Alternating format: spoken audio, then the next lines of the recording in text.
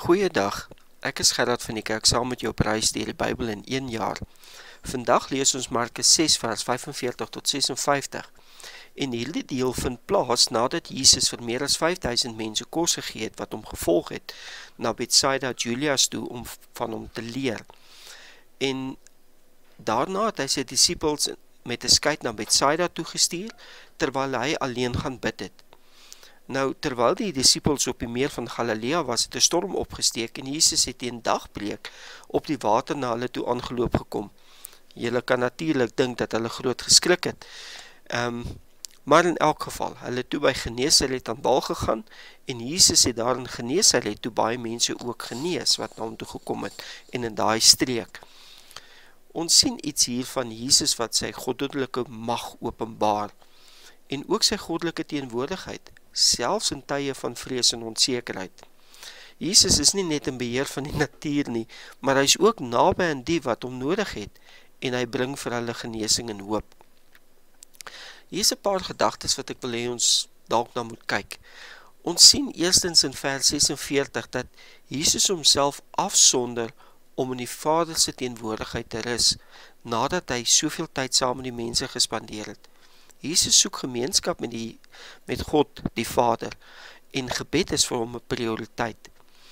Maar dan sien ons ook in vers 48, dat alhoewel Jesus nie fisiek saam met die disippels in die boot was nie, het hy gesien hoe hulle moes roei teen die wind en hoe hulle moes stoei. En Jesus het hulle stryd gesien en hy kom op 'n bonatuurlike manier na hulle toe.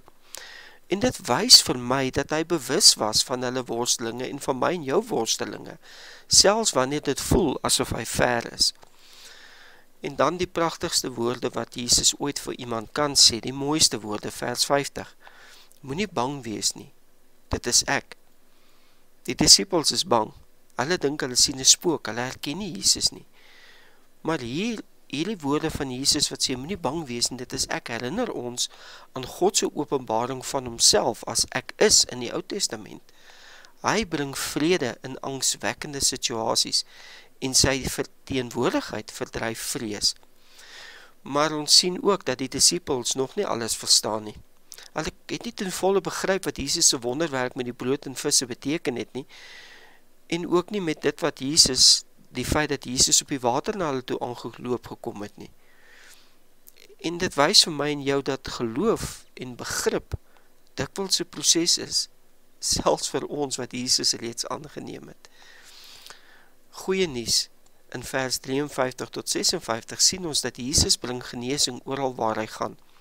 Mense het in groot getalle na hom toe gekom, met die hoop en geloof dat selfs as hulle net sy kleed kan aanraak, hulle genees sal word.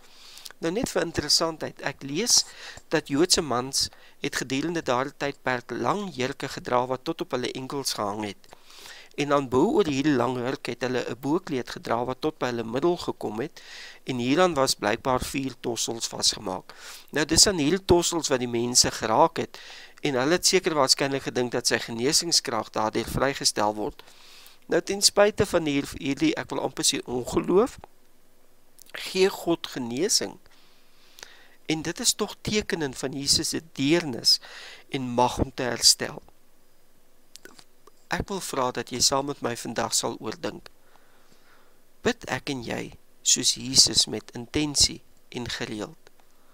Ons sien in vers 46 hy tyd gemaak vir gebed. Hoe lyk my en jou gebedslewe? En dan vir die lewe waarin ons is, in die fase van ons lewe, in die plek waar ons is in ons lewens. Wat beteken Jesus se woorde? Dit is ek. Moenie bang wees nie, vir my en vir jou vandag. Watter vrese dra ek en jy? Glo ek en jy regtig dat Jesus naby genoeg is om vir ons vrede te gee en by ons is dat hy vir ons wil vrede gee? Mag die Heilige Gees my en jou lei en versterk in ons geloof vandag. Groete en seënwense.